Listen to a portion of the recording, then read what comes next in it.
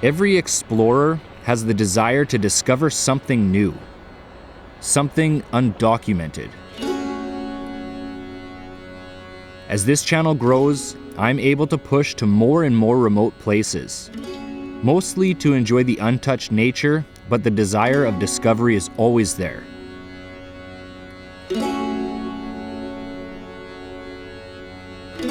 This week, I'm chasing down a couple leads that just might fill that void. And the journey begins in Lax Kw'alaams. Lax Kw'alaams is, in English, is Island of Roses, and this was never a permanent residence. It was just a stop-off. Wherever we're going, this place was in our line, we stop and camp here for a couple of days, and as the weather settled down, and then we continue on. So it was never a permanent residence until Hudson's Bay had their camp here, and it's only been probably 100 years, maybe a little more, since we've been permanent residents here. We go up to the Nash for oilcan harvesting, stop off here, and go to Metakatla, and we have storage houses and store them, and then we go to Dundas for the seaweed, and it's about the time. So we're kind of nomadic a little bit, yeah. I had one elder in my house. He was in his early 70s, and he still didn't have a name. I had a name from his uncle's name. I told him, I'll give you that name, and you can wear it. And he was the happiest guy in the world. And it actually changed him for the better, because he had a First Nations name. In our tradition, when you're wearing a First Nations name, you don't take it to the grave with you. Not like the Europeans, you're born, they give you a name. When you die, it goes in the grave with you. You don't take it off. We take it off and we pass it on to the next person. So, and that way it's some of the names that are really hard to say, even for me. I'm fluent in the language. Those are probably 10,000 years old. So it's been passed on for generations and generations. Our traditions have been, especially when it comes to death, it's been really strong. People, their relatives, their in-laws, they're the ones that do all the work when somebody dies. And that's one of our strong points there. And when somebody dies, everybody contributes. And each family has a family book. When somebody dies in their family, they mark down everybody who's contributed money. And when somebody dies, they look in the book and say, okay, so-and-so put in so much money, we'll give that back, plus a little bit. And that's how we work it here.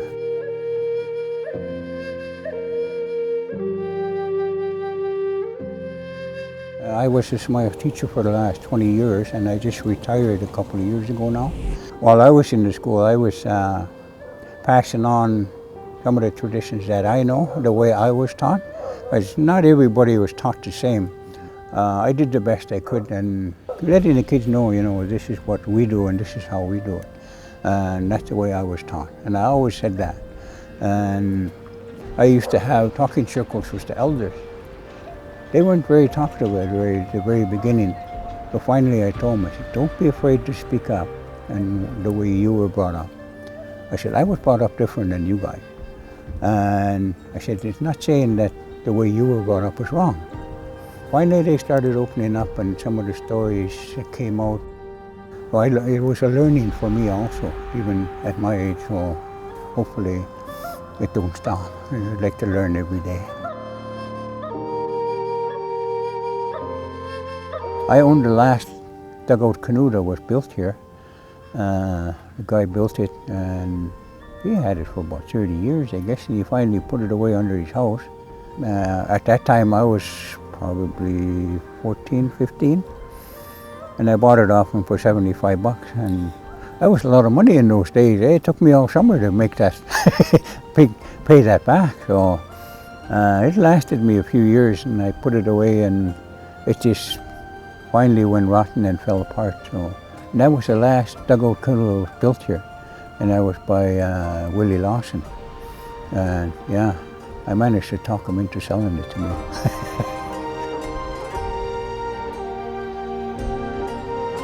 When I was young, we used to live in Work Channel, And during the summer we'd have one whale hanging around all summer, and that was the only one we've seen.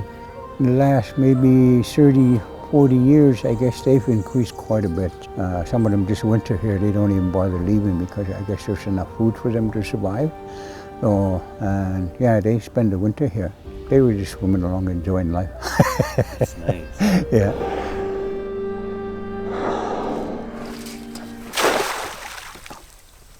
One of the perks to be in a massive, I'm talking absolutely huge, balling out of control celebrity like myself, is that the locals will tell you where all the secret crab and honey holes are. Tonight on the dinner menu, crustacean. Not entirely sure how the day's gonna go, but we're shooting for a location double whammy.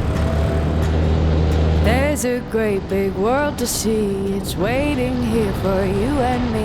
Let's go, adventures round the bend. Nothing like we've seen before, let's get outside and go explore, 'cause home is here with you, my friend.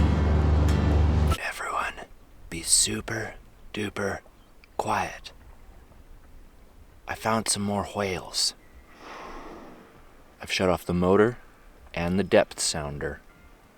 We're gonna see if they want to come play.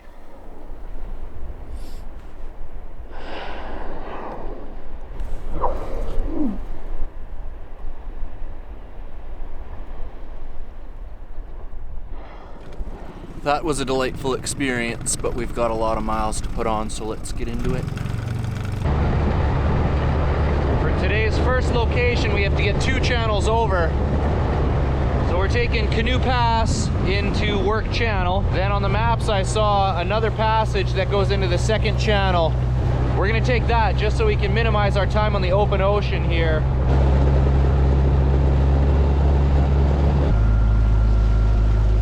Pretty crazy, it's just a tiny little passage through here. It's maintaining 50 feet of depth all the way so far. We'll see what it's like going by this island. Believe it or not, it's gotten deeper.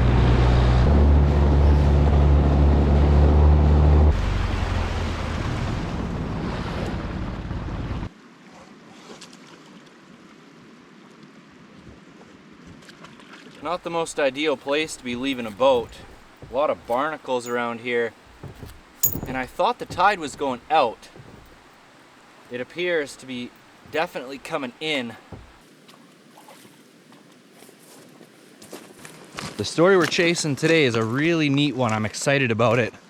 A local has told me about an old dugout cedar canoe that was left here by the Indigenous uncompleted more than 100 years ago. I've only been able to find one person that has actually been up here, and they haven't been here for 15 years. So be a tough one to find, I think, but it's supposed to be right on the side of this creek somewhere. So I'm just gonna start hiking up. Immediate score. Fueled up, ready for action.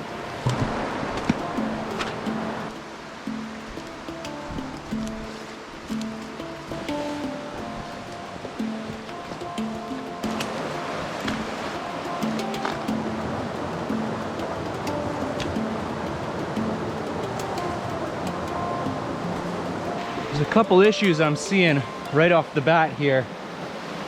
There is a tremendous amount of blowdown all over here. Big cedar trees all over the place. And I've never found one of these dugout canoes before. I have no idea how far into the building process it was. So identifying this thing is gonna be a challenge. Just caught my rain pants on a log. Look at that hole. So far, my favorite way I've lost $100 today.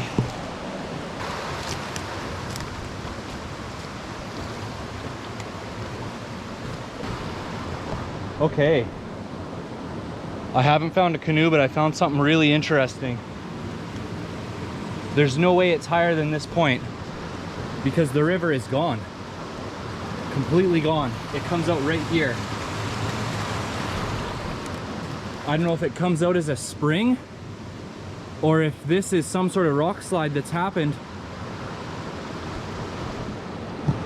and the river's just flowing under and through it. I'm coming across some really strange stuff here.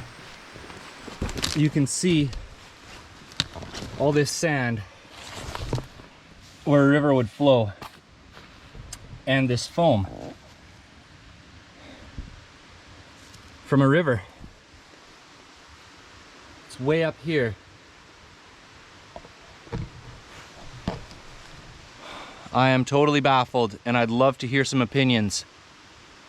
It's almost as if this river has disappeared like less than an hour ago. And we are way above the high tide. Like I've been hiking up here for about 40 minutes now. Here's a perfect example. You can actually see the water line along this rock. There's leaves and then that foam stuck there. All this foam on the trees there, but no water whatsoever. I don't think I'm gonna find a canoe this far up here. I'll start making my way back.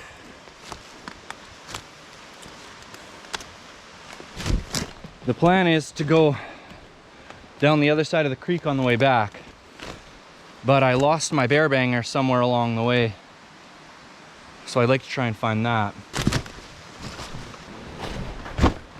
Ha! Success.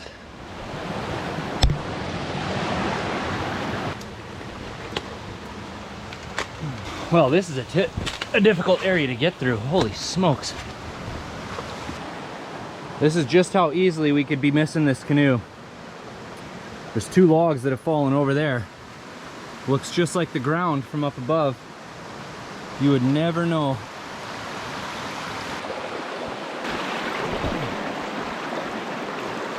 I consider myself a bit of a subsistence hiker. I could hike all day long here on the north coast, eating nothing but berries.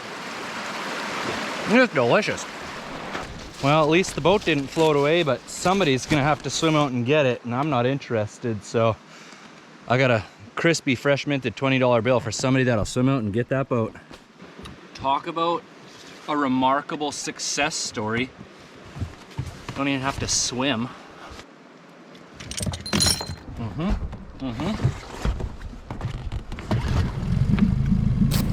Location number 2 involves just a little bit more risk it. Have 8 nautical mile open ocean crossing, so I'm hoping for at least a little bit of a biscuit. Otherwise, it's just stupid. Okie dokie, course is plotted. Looking at max 4 knot winds, so should be a successful crossing.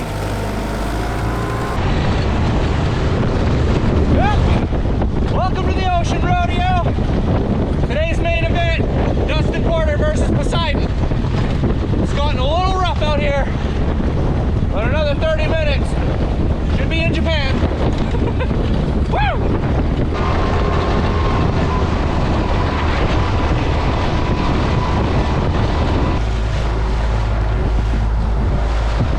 This is the island we're going to be exploring today, and I just want to be forward with you guys from the beginning.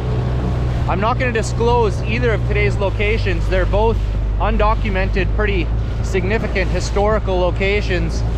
I've been told somewhere on this island there is stone ruins from when this area was owned by Russia. Just got to find a spot I can pull the boat up. I've done a whole bunch of looking from the satellite. I can't see anything on here. I might start with the drone just to simplify our exploration because it's pretty late in the day already. Oh, perfect spot to pull the boat up right back here. Beautiful. This is going to be a lot easier than I thought. given the fact that I can see it from here.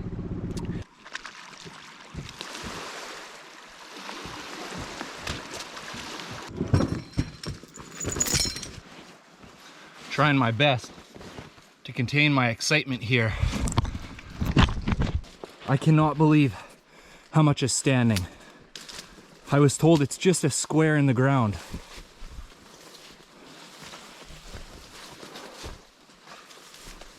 Wow.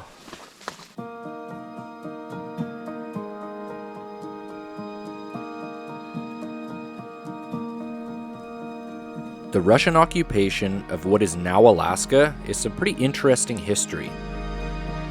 In the mid-1500s, Russians began heading east across Siberia, and it took nearly 100 years before they reached the Pacific Ocean. Russia and current-day Alaska, at its closest point, is only separated by just over 50 nautical miles of ocean. But it was almost another 100 years before the first expedition left in search of North America. The first attempt, ordered by Peter the Great, was unsuccessful due to thick fog and ice. But by this time, Siberia had been overhunted to the point where it was deemed necessary to push east to capitalize on the abundance of fur-bearing mammals. By the mid-1700s, routes had been established across the Bering Strait, and trading posts were being built all along the North America coastline. Contrary to what many believe, Alaska was never fully colonized by Russia. It was a slow expansion east that lasted until 1867, when all of Alaska was sold to the USA for 2 cents per acre. But the 135-year presence that Russia had in this territory was a horrendous time for the Indigenous. The way the First Nations were treated up there under the Russian rule, it was bad. And that's one of our traditions, is that, you know, when you're somewhere, anywhere camping, when you leave, nobody's supposed to know you were there. So that's one of our traditions, and why we always made sure that nobody knew we were there is because they would hunt you down and, you know you were there and hunt you down, and you'd end up being a slave. I've been all over the country here, and no, I've never seen anything like that. That's the only one that I know of. It's a mystery on why they built that.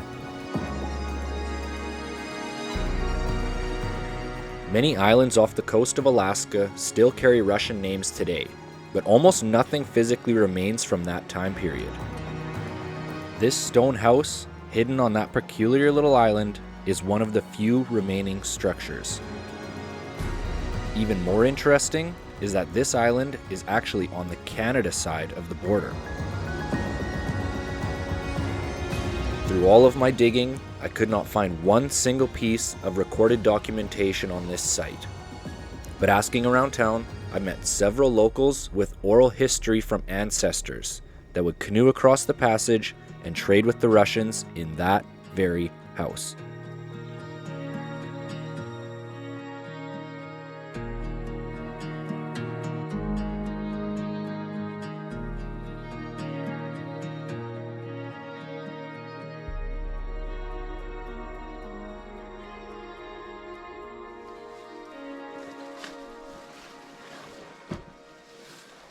This is amazing.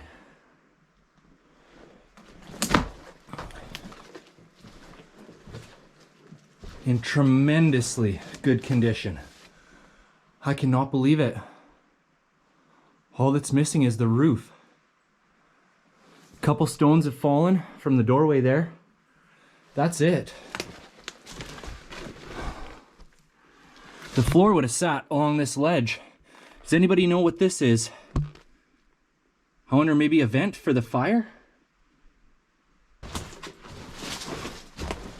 Look at that. There's even still wood left in there. This is amazing.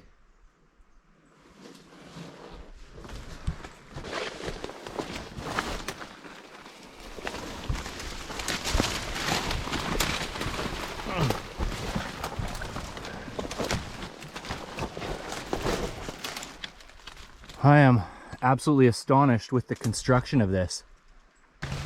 Absolutely amazing.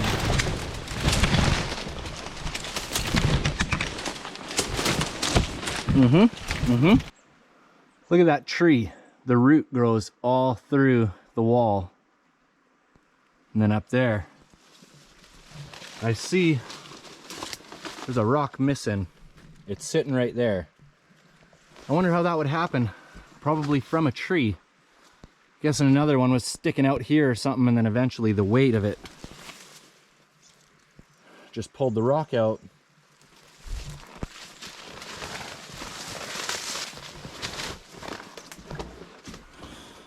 But whatever this rock is made out of is leaching out. That's pretty cool. And the cement they used held up very well.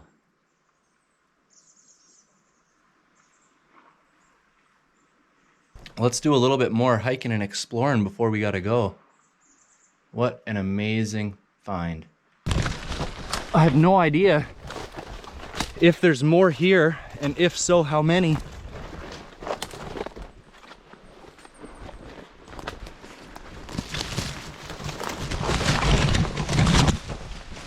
Pretty thick.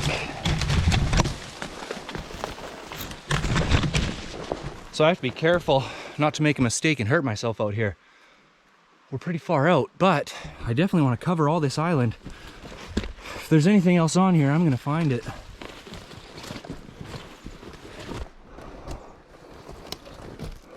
I'm on the highest point of the island right here. Not a single sign of any other human activity here.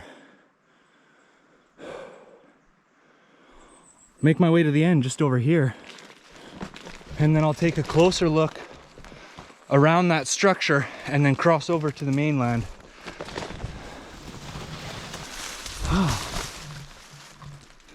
That's the edge of the island. I zigzagged my way all the way over. Didn't see a thing. I'll take a slightly different route on the way back, then start exploring a little more extensively around those ruins. This is the only other flat spot on the whole island that I can find so far. No sign of any human activity or human intervention of any kind. But it's a flat spot nevertheless. Look at the size of these blueberries. They're like grapes. But they are at a stage of fermentation that I haven't quite experienced before. Too many of these might get drunk out here.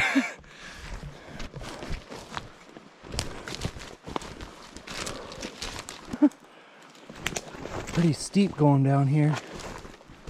Wow, vertical there. See if I can make it along this little trail. There's a really deep hole right here. I think it's just a hole from a root system when this tree fell over. Kind of neat though.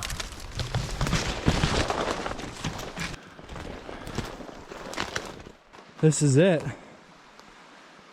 That's the whole island. Nothing at all. Let's get back to that structure and head over to the mainland, see if there's anything there. What an absolutely beautiful place. A little bit of a crash and burn over the log. Found my way back to this. I'm gonna have to say, we're probably not gonna find much over here. Awfully steep for a long ways up. Like a long ways up. So that's a definite no. I can't believe the construction quality of that one building there. So good. And it's the only thing out here. Look at this driftwood stump. Wow. I wonder where that came from.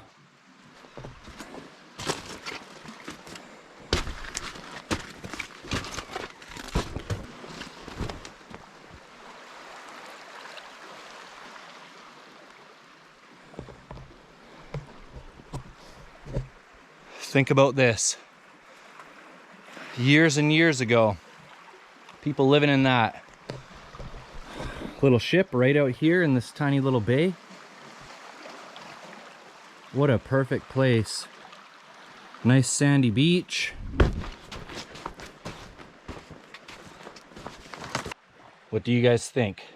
A tree this size, or that driftwood stump we found? Is that big enough to have been here when humans were here? I don't know. I kind of think so. Would ya? Take a look at that. I wouldn't even call that a shed because it's still attached to the skull.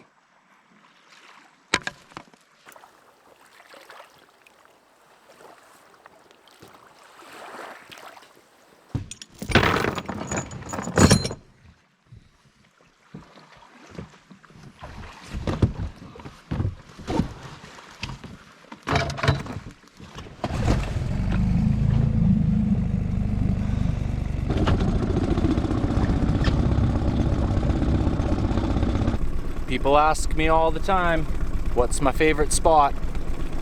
That's an impossible question to answer, but this is up there for sure.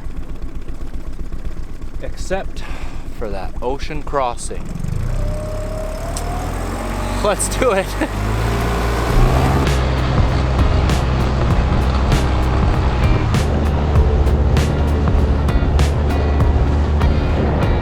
The ocean has officially accepted me today and provided nice calm seas for a stress-free crossing. Pretty nice.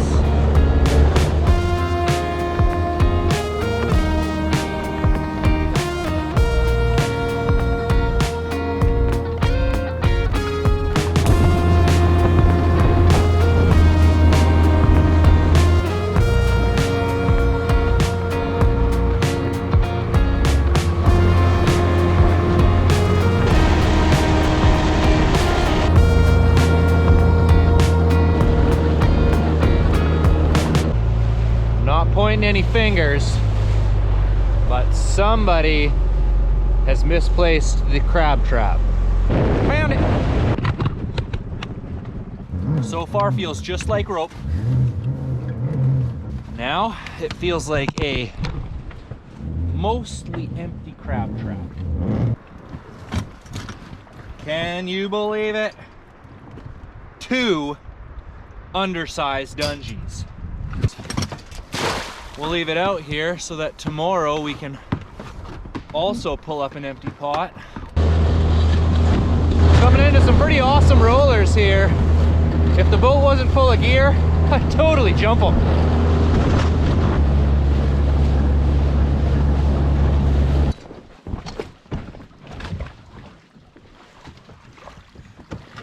The only reason that this story even ended up on my radar is because of the people of Lax Kw'alaams.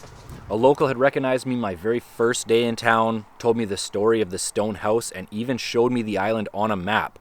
And that's every adventurer's dream, getting to chase down old stories that somebody showed you on a map. The YouTube channel is still so small, and I have this ridiculous 1-week turnaround for videos, but I'm beginning to get these opportunities to pursue historically significant locations, so I feel really positive about the future. So I want to give a great big thank you to the community of Lax Kw'alaams for the hospitality and the support. And thanks for watching, everybody. As always, take nothing but pictures, leave nothing but footprints. I'll catch you on the next one.